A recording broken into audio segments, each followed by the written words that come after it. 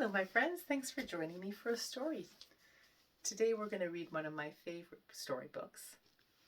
And as you can see here, look, there's a big leg and a big shoe.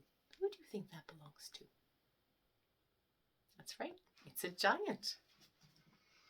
This storybook is called The Smartest Giant in Town, and it was written by Julia Donaldson and illustrated by Axel Scheffler.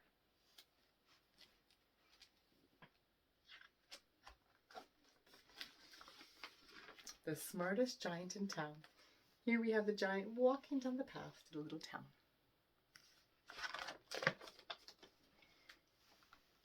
George was a giant, the scruffiest giant in town. He always wore the same pair of old brown sandals and the same old patched up gown. Patches and stains all over. I wish I wasn't the scruffiest giant in town, he said sadly. Poor George. But one day George noticed a new shop. It was full of smart clothes. So he bought a smart shirt, a smart pair of trousers. What else can we call those? Pants, that's right. A smart belt, a smart stripy tie, some smart socks with diamonds up the sides, and a pair of smart shiny shoes. Now I'm the smartest giant in town, he said proudly. And this smart means nice and well dressed. Sometimes smart means just dressed really nicely. George left his clothes behind in a shop. He was about to go home when he heard a sound. On the pavement stood a giraffe who was sniffling sadly. "What's the matter?" asked George. "It's my neck," said the giraffe. "It's so very long and so very cold. I wish I had a warm scarf." "Cheer up," said George, and he took off his stripy tie. "It didn't match my socks anyways," he said as he wound it round and round the giraffe's neck. It made a wonderful scarf. "Thank you," said the giraffe. As George strode towards home, he sang to himself, "My tie's a scarf for a cold giraffe, but look at me up and down, I'm the smartest giant in town." George came to a river. On a boat stood a goat who was bleating loudly. "What's the matter?" asked George. "It's my sail," said the goat. "It blew away in a storm. I wish I had a strong new sail for my boat. There it goes." "Cheer up," said George, and he took off his new white shirt. "It kept coming untucked anyways," he said, as he tied it to the mast of the goat's boat. This is the mast here. It made a magnificent sail. "Thank you," said the goat. George strode on singing to himself. "My tie's a scarf for a cold giraffe. My shirt's on a boat as a sail for a goat. But look at me up and down, I'm the smartest giant in town."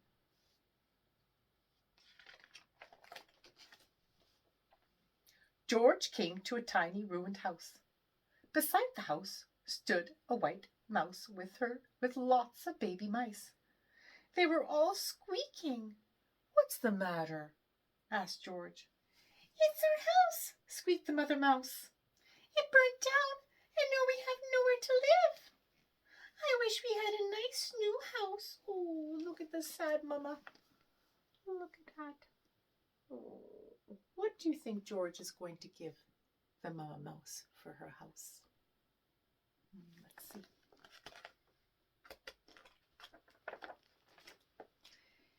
"Cheer up," said George, and he took off one of his shiny shoes. "It was giving me blisters anyways," he said, as the mouse and her baby scampered inside. The shoe made a perfect home for them. "Thank you. squeaked the mouse. George had to hop along the road now, but he didn't mind. As he hopped, he sang to himself, "My tie's a scarf for a cold giraffe. My shirt's on a boat as a sail for a coat.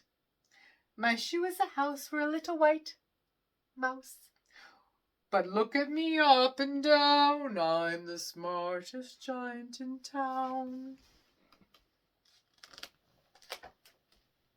George came to a campsite. Beside a tent stood a fox who was crying. "What's the matter?" asked George.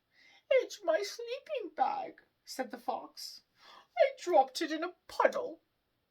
I wish I had a warm, dry sleeping bag." There it is. Flew right into the puddle. What will George do to help Mr. Fox? What will he give him?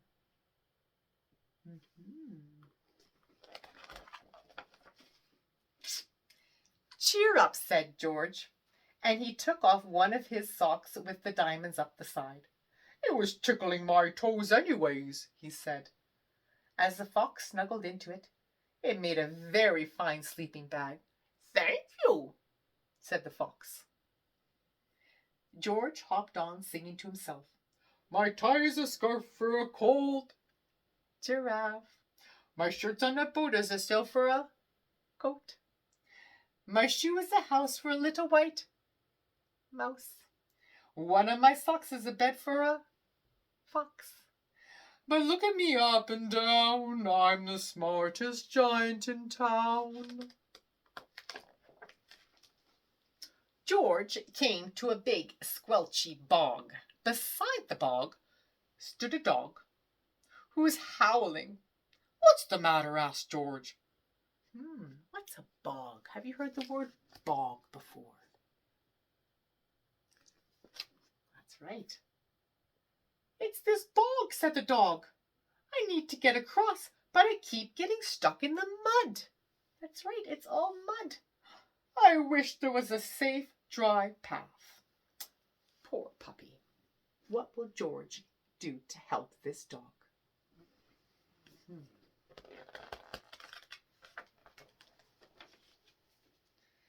"Cheer up," said George, and he took off his smart new belt.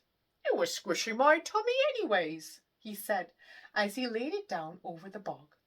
It made an excellent path. "Thank you," said the dog. The wind started to blow, but George didn't mind. He hopped on, singing to himself, "My tie's a scarf for a cold giraffe. My shirt's on a boat as a sail for a coat. My shoe is a house for a little white mouse. One of my socks is a bed for a fox. My belt helped a dog who was crossing the bog. But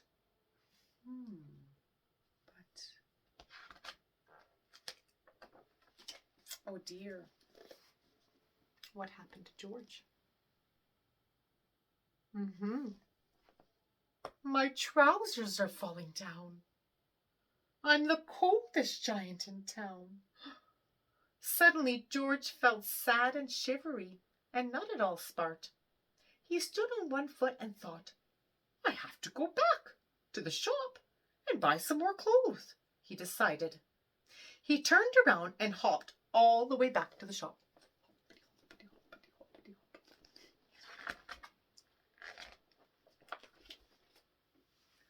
But when he got there, it was closed. "Oh no," cried George. He sank down into the doorstep, and a tear ran down his nose. He felt as sad as all the animals he had met on his way home. Then, out of the corner of his eye, he saw a bag with something familiar poking out the top. George took a closer look. What do you think it is? What do you think is in the bag? "My gown," he yelled. "My dear old gown and sandals." George put them on. They felt wonderfully comfortable. "I'm the coziest giant in town," he cried, and he danced back home along the road.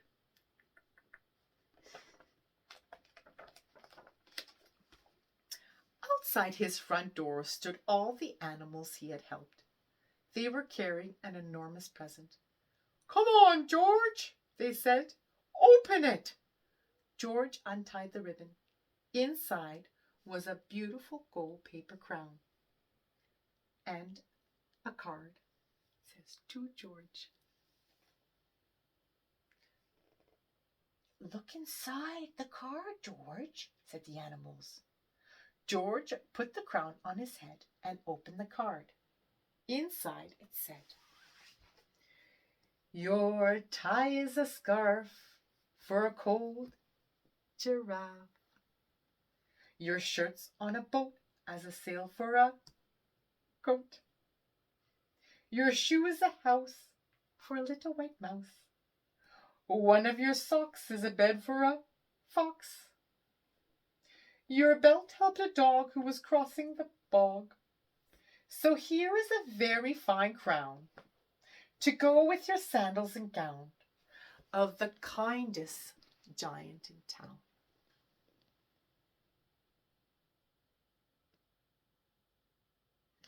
And that is the end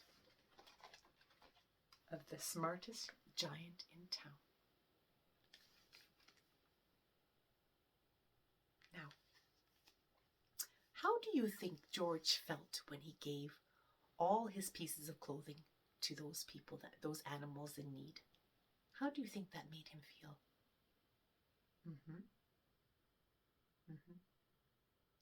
And how do you think it made the animals feel that George gave those things off of his back for those animals to help them?